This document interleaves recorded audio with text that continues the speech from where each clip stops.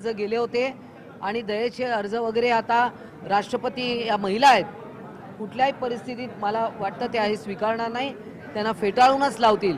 कारण कसली दया दाखवायची त्या मुलीला मारताना, तरी तो म्हणत होता मी किरकोळ जखम केली, असं त्या विकृत माणसाचं म्हणणं होतं की मी किरकोळ जखम केली, मला आठवतं. त्यामुळे अजिबात कुठलं दया माया काही नाही. यांना फाशीची अगदी मरेपर्यंत त्याला फाशी दिली पाहिजे, त्याला देखील तेवढ्याच यातना झाल्या पाहिजे.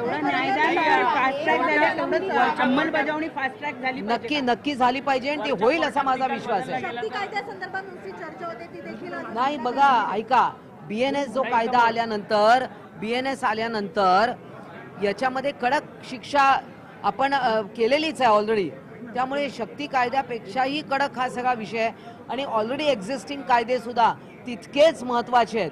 फक्त त्याची अंमलबजावणी आणि पोलिसांनी जर का रेकॉर्ड व्यवस्थित ठेवले, जबान्या व्यवस्थित घेतल्या, कारण याच्यामध्ये पोलिसांचा रोल अत्यंत महत्त्वाचा असतो, आणि पोलिसांनी जर का रेकॉर्ड किपिंग सगळं व्यवस्थित केलं, व्यवस्थित पुरावे गोळा केले, सांभाळून ठेवले आणि ते योग्य वेळी कोर्टात उपस्थित केले, तर निश्चितच एकही आरोपी सुटणार नाही.